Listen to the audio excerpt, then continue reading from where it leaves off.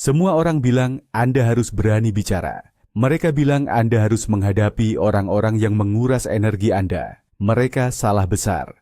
Nasihat konvensional ini dirancang untuk orang kebanyakan, bukan untuk pria yang beroperasi pada level pemahaman yang lebih tinggi. Konfrontasi adalah permainan orang yang emosional, dan itu adalah permainan yang tidak akan pernah Anda menangkan, karena aturannya dibuat oleh mereka. Ini bukan tentang menjadi pasif, ini tentang menjadi predator mental, ini bukan tentang melarikan diri dari masalah, ini tentang memilih medan perang di mana Anda tidak bisa kalah, pikiran Anda sendiri. Dalam 1 jam ke depan, Anda tidak akan belajar cara berdebat lebih baik. Anda akan mempelajari apa yang hanya dipahami oleh segelintir pria, kekuatan keheningan strategis, cara untuk membuat orang toksik menyingkirkan diri mereka sendiri dari hidup Anda, tanpa Anda perlu mengucapkan sepatah kata pun. Ini adalah seni perang psikologis yang diajarkan oleh kaum Stoik ribuan tahun lalu, dan hari ini akan menjadi senjata rahasia Anda. Sebelum kita mulai, saya ingin Anda menyatakan niat Anda. Tulis di kolom komentar sekarang juga. Saya mengendalikan ruang saya. Lakukan itu, karena apa yang akan kita bahas bukanlah teori. Ini adalah deklarasi kedaulatan atas energi dan pikiran Anda. Mari kita mulai. Mari kita jujur. Medan perang modern bukanlah lapangan berlumpur dengan pedang dan perisai. Itu adalah rapat di kantor, grup percakapan keluarga, atau makan malam dengan pasangan yang manipulatif. Musuh Anda bukanlah tentara, melainkan vampir energi. Rekan kerja yang selalu mengeluh, teman yang selalu merendahkan, atau anggota keluarga yang membuat setiap interaksi terasa seperti ladang ranjau emosional. Anda merasa lelah. Bukan lelah fisik, tapi lelah mental yang menusuk hingga ke tulang. Energi Anda terkuras oleh drama yang tidak pernah Anda mulai, oleh konflik yang tidak ingin Anda ikuti. Setiap hari, Anda menghabiskan sebagian besar kekuatan mental Anda hanya untuk bertahan dari serangan-serangan kecil ini. Ini adalah kematian oleh 1000 sayatan kertas emosional. Dan inilah kebenaran yang tidak ingin didengar oleh banyak orang. Anda mengizinkan ini terjadi. Anda terus membuka gerbang benteng Anda, membiarkan para penjara masuk, dan kemudian bertanya-tanya, mengapa perbendaharaan Anda kosong? Kaum Stoik kuno memahami ini dengan sangat baik. Mereka tahu bahwa dunia luar penuh dengan kekacauan, kebodohan, dan orang-orang yang tidak bisa mengendalikan diri. Alih-alih mencoba mengubah dunia, sebuah tugas yang mustahil, mereka berfokus pada satu-satunya hal yang bisa mereka kendalikan, persepsi dan reaksi mereka. Filosofi mereka bukanlah tentang menahan rasa sakit dengan gigi terkatup. Itu adalah tentang merancang sistem operasi mental yang membuat rasa sakit itu tidak relevan. Ini bukan tentang kekebalan, ini tentang superioritas strategis.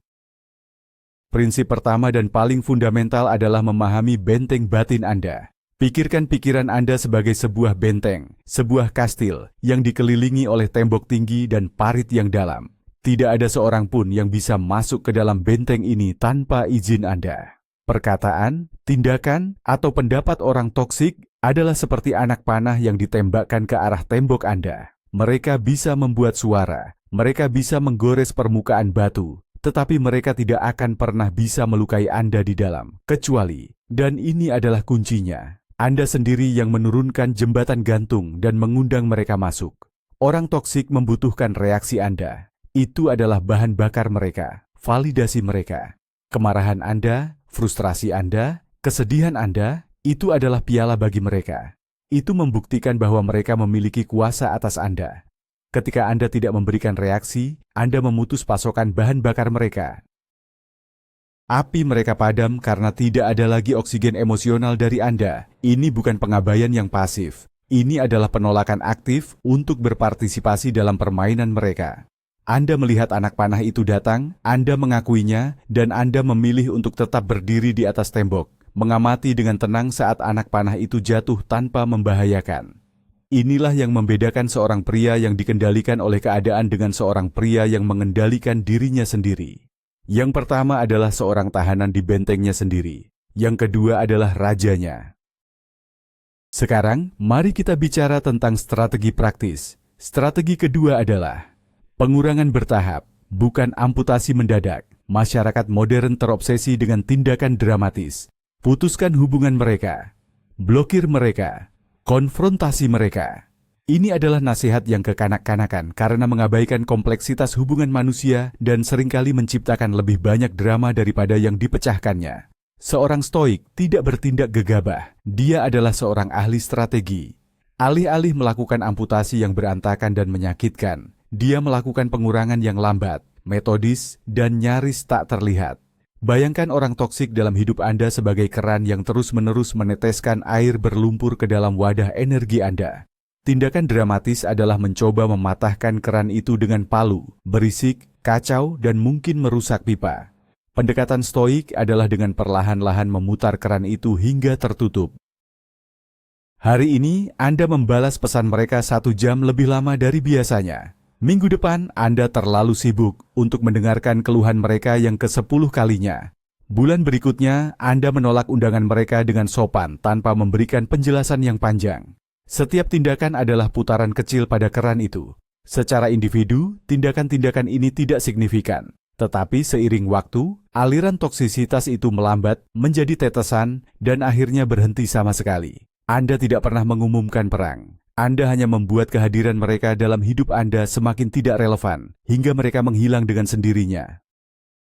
Jadi, inilah kebenaran utamanya. Kekuatan sejati bukanlah tentang memenangkan argumen. Kekuatan sejati adalah memutuskan argumen mana yang layak mendapatkan energi Anda. Kekuatan bukanlah tentang membuktikan bahwa orang lain salah. Kekuatan adalah memiliki ketenangan batin yang begitu kokoh sehingga pendapat orang lain menjadi tidak lebih dari sekadar suara angin. Anda tidak menyingkirkan orang toksik dengan kebencian, kemarahan, atau konfrontasi. Itu adalah senjata mereka, bukan senjata Anda. Anda menyingkirkan mereka dengan ketidakpedulian yang disengaja dan strategis. Anda membuat mereka tidak relevan. Anda mengambil kembali kekuatan Anda bukan dengan berteriak lebih keras, tetapi dengan menjadi lebih diam. Anda membangun benteng Anda begitu tinggi dan begitu kuat, sehingga drama mereka bahkan tidak bisa mencapai telinga Anda. Mulai hari ini, Anda bukan lagi target. Anda adalah arsitek dari ketenangan Anda. Anda bukan lagi reaktor terhadap kekacauan. Anda adalah pencipta ketertiban dalam hidup Anda. Energi Anda adalah sumber daya Anda yang paling berharga. Lindungi itu dengan segala cara. Terima kasih telah berinvestasi selama 1 jam ini untuk diri Anda sendiri. Jika video ini memberi Anda nilai, tunjukkan dukungan Anda dengan menekan tombol suka dan berlangganan untuk menjadi bagian dari komunitas pria yang berkomitmen pada kekuatan sejati. Sekarang, untuk pertanyaan terakhir. Apa satu tindakan kecil dan strategis yang akan Anda ambil minggu ini untuk mulai mengurangi toksisitas dalam hidup Anda? Bagikan rencana permainan Anda di kolom komentar di bawah.